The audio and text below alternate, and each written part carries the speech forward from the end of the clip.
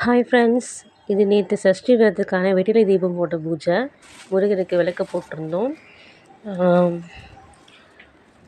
ரொம்ப நாள் கழித்து போட்டிருக்கேன். ரொம்ப நாள் கழிச்சு சொல்ல முடியாது, வீக்லி ஒன்ஸ் போடுறது தான். டைம் எனக்கு இப்போ நேற்று தான் கிடச்சிது வீடியோட விலாக் எடுக்கிறதுக்கு. ஸோ கொஞ்சம் பிஸி, அதனால் வீடியோ போட முடியல. நேற்று ஈவினிங் தான் சாமிக்கு விளக்கு போட்டிருந்தேன். ஏற்கனவே சொன்ன மாதிரி தான், எப்போ எனக்கு டைம் கிடைக்கிதோ டென்ஷன் இல்லாமல் முருகரை மனசில் நினச்சிக்கிட்டு, முருகன்றதில் கடவுளை நம்ம மனசில் நினச்சிக்கிட்டு பண்ணுற ஒரு விஷயம் இருக்கும்போது எந்த டிஸ்டர்பன்ஸும் நமக்கு மனசுக்குள்ளே எதுவும் தொல்லை பண்ணாமல், தொந்தரவு பண்ணாமல் இருக்கணும். அதுக்கான டைமை நம்ம கடவுளுக்காக நம்ம ஒதுக்கி செய்யணும்னு நான் நினைக்கிறேன். அது சில பேர் விடிய காலையில் பண்ணுறாங்க. அந்த டைமில் தான் எந்த தொந்தரவும் இருக்காமல் பண்ணுறது. அதுவும் ரொம்ப நல்லது தான். பட் என்னால் காலையில் டைமில் என்னால் பண்ண முடியல.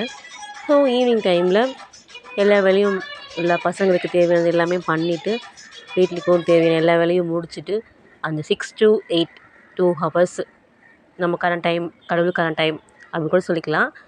ஸோ அந்த டைமில் தான் 2 ஹவர்ஸில் நிதானமாக, பொறுமையாக, எவ்வளோ நேரம் ஆனாலும் அந்த வேலையை கடவுளுக்கு சாமி கும்பிடுறது, பூஜை பண்ணுறது, விளக்கு பொறுமையாக ஒவ்வொரு விஷயத்தையும் எந்தவித மிஸ்டேக்ஸும் இல்லாமல் பண்ணணும் அப்படின்ட்டு யோசித்து பண்ணுவேன்.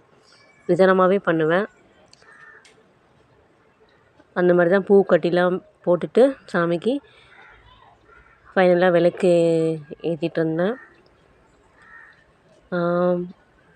இந்த மழை டைமில் ஏன் சொல்கிறது, இப்போ செவ்வாய்க்கிழமை தான் விளக்கு ஏற்றினேன். பட் மறுபடியும் என்ன ஆச்சுன்னா, விளக்கு இந்த மழை டைமில் ரொம்ப ஈரப்பதம் அதிகமாகுது. அந்த சில்னஸ்னால் விளக்கு திரியெல்லாம் ஈரப்பதம் ரொம்ப அது சில்னஸ்ஸாக இருக்குது. ஏன்னா வீடே வந்து ரொம்ப சில்லுன்னு இருக்குது. இன்னும் இந்த மழை பெஞ்ச விட்டது, இன்னும் வெயில் அந்தளவுக்கு இதுலேயே இல்லை, குளுமையாக தான் இருக்குது. ஏன்னா பனிக்காலம் வர ஸ்டார்ட் ஆகிடுச்சு. அதனால் எல்லாமே சில்னஸ்ஸாக இருக்குது. சில டைமில் விளக்கு வந்து ரொம்ப டவுனாக மெதுவாக அப்படியே பொறுமையாக எரியுது. ரொம்ப லோன்லியாக எண்ணெய் நிறைய ஊற்றிருந்தாலும், திரி போட்டிருந்தாலும் லோன்லியாக எரியுது. என்னடா இதுன்னு யோசிச்சுட்டு இருந்தேன். அதில் ஒரு விளக்கு கூட லேசாக இதுவானது மாதிரி, சரி திரியை வேறு போட்டுட்டு ஏற்றிருந்தேன். அப்போ பிரகாசமாக எரிஞ்சுது. ஸோ நம்ம சாமி கும்பிடும் சின்ன சின்ன மிஸ்டேக்ஸ் எதுனா வந்தால் கூட அதை பற்றி ஒரி பண்ணிக்காதீங்க. கடவுள் வந்து நமக்கு ஏதோ சொல்கிறாரு, ஏதோ தப்பு நடக்க போது சொல்கிறாரு, அந்த மாதிரிலாம் யோசிக்காதீங்க. எது நடந்தாலும் பாசிட்டிவ் தான். நம்ம கையில் தான் இருக்குது. நம்மளை மீறி என்ன சொல்கிறது, நம்ம கையை மீறி எதுவும் தப்பு நடக்காதுன்னு எனக்கு ஒரு நம்பிக்கை. இது நம்ம லைஃப்பில் மிஸ்டேக்ஸ் வர்றது சகஜம். மிஸ்டேக்ஸ் இல்லாமல் வாழ்க்கை கிடையவே கிடையாது. மிஸ்டேக்ஸ் பண்ணால் தான் நம்ம அடுத்தது சரிப்படுத்த முடியும். ஸோ என்னோடய லைஃப்பை நான் அப்படி தான் மூவ் பண்ணிகிட்ருக்கேன். சாமி கும்பிடும்போது சில விஷயங்கள் நடந்தது. சப்போஸ் ஊதுபத்தி பண்ணுறது, விளக்கு திடீர்னு அணைஞ்சு போகிறது, இதை பற்றிலாம் நான் பெருசாக எடுத்துக்க மாட்டேன். நம்ம ஏதோ அந்த விஷயத்தில் கரெக்டாக பண்ணாமல் விட்டுட்டோம், அதனால தான் இதுவாகிட்டுருக்கு அப்படின்ட்டு தான் நான் யோசிப்பேன். அப்போ நம்ம எதுவுமே தப்பு பண்ணக்கூடாது. விளக்கேற்றும் போது கேர்ஃபுல்லாக, எந்த விஷயத்தையும் சாமி விஷயத்தில் பண்ணாலும் கேர்ஃபுல்லாக, என்ன பண்ணியிருப்போம், என்ன தப்பு பண்ணியிருக்கோம், எதை பண்ணாமல் விட்டுட்டோம், அதனால தான் விளக்கு இப்படி ஆச்சோ அப்படின்றது யோசித்து அடுத்த தடவை பண்ணும்போது கரெக்டாக பண்ணணும். நமக்கு எந்த வித தடங்களும், எந்த வித மிஸ்டேக்ஸும் வராமல், எந்த வித நெகட்டிவ் தாட்டும் வராமல் சாமி நிம்மதியாக கும்பிட முடியும். ஸோ எதுவும் வரி பண்ணிக்க தேவையில்லை. சாமி கும்பிடும்போது ஏதாவது மிஸ்டேக்ஸ் வந்தாலும் எதுவும் வரி பண்ணிக்காதீங்க. எல்லாமே நன்மைக்கே அப்படின்னு எடுத்துகிட்டு லைஃப்பை கொண்டு போகணும். ஸோ என்ன சொல்கிறதுன்னு தெரியல. நேற்று சஷ்டி விரதத்தில் நான் முருகனுக்கு விளக்கு போட்டதில், வாரம் விளக்கு போட்டதில் ஒரு ஏதாவது வேண்டுதல் வைப்பாங்கன்னு சொல்கிறாங்க. பட் நான் வேண்டுதல்லாம் வைக்க மாட்டேன். அவருக்கு எனக்கு இது வேணும், அது வேணும் அப்படிலாம் செய்யலாம் கேட்க மாட்டேன். எனக்கு என்ன செய்யணுன்றது அவருக்கு தெரியும். என்ன என்னோடய வாழ்க்கையை எப்படி நான் கொண்டு போகணுன்றது, எப்படி உனக்கு தேவை, இது தேவை, அது தேவைன்னு ஒரு குழந்தைக்கு அப்பாவுக்கு என்ன செய்யணுமோ அதை செய்வார் இல்லையா?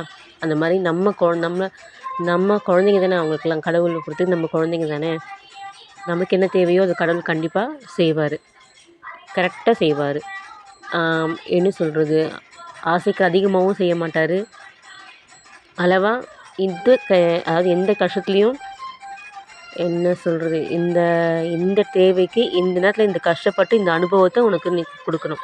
நம்ம அனுபவப்பட்டு சில விஷயங்களை கற்றுக்கிறதுக்கும் கடவுள் கொடுப்பாரு. இப்போ ஒரு அப்பான்னா எல்லாம், அம்மானா குழந்த அழுவுது, குழந்தைய ஆசைப்பட்டதெல்லாம் குழந்த கஷ்டப்படக்கூடாததுக்கு அம்மாலாம் செஞ்சுருவாங்க. ஆனால் அப்பா வந்து அனுபவத்தை கொடுப்பாரு.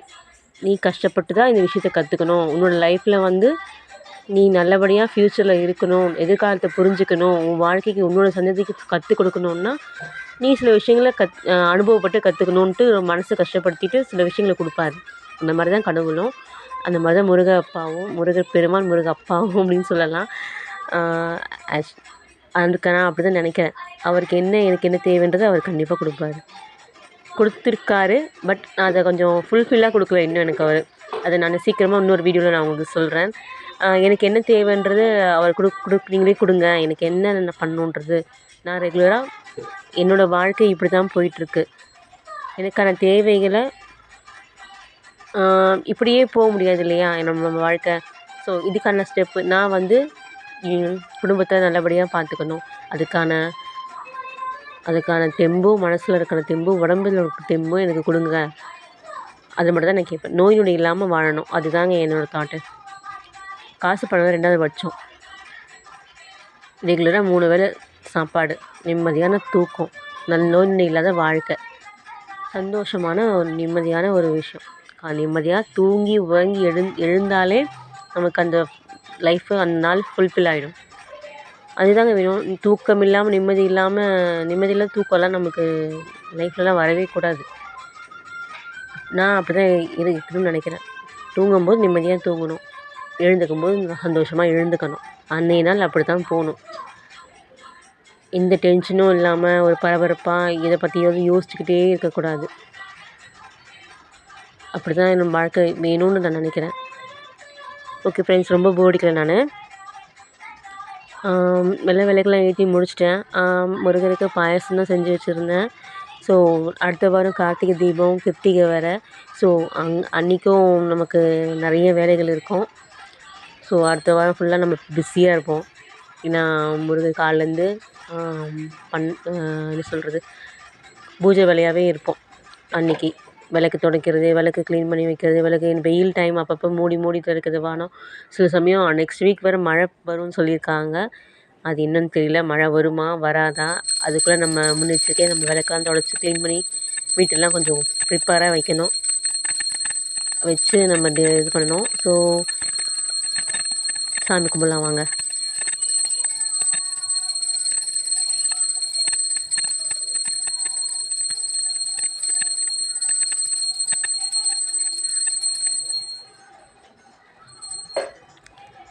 தீபாராதனை காட்டியாச்சு, நெய்வேத்தியம் பண்ணியாச்சு. சந்தோஷமாக 6 தீபம் போட்டு முருகரை வேண்டியாச்சு. ஏன்னா சஷ்டி அன்னைக்கு பண்ணணும்னு நினச்சேன். ஸோ பண்ணிட்டேன். ரொம்ப திருப்தியாக இருக்குது. ஸோ அவருக்கு விடுபடலை இந்த வாரம் அப்படின்ட்டு ரொம்ப பாசிட்டிவாக இருக்குது. அது முருகருக்கு விளக்கு போட்டது ரொம்ப பாசிட்டிவாக இருக்குது. பார்ப்போம் நமக்கு கடவுள் எந்தளவுக்கு நம்ம வாழ்க்கையை நல்லபடியாக கொடுக்குறாரு, கொண்டு போகிறாருன்ட்டு. அவர் சித்தமே, எல்லாமே அவர் சித்தம்தான். நம்மளோட லைஃப் எல்லாமே அவர் கையில் தான் இருக்குது. நம்ம லைஃப் நம்ம கையில் தான் இருக்குதுன்னு சொல்லுவாங்க. பட் கடவுள் இல்லாமல் ஒரு சக்தி, நம்மளை மீறி ஒரு சக்தி இல்லாமல் எந்த இதுவும் நடக்காதுன்னு நான் நினைக்கிறேன்.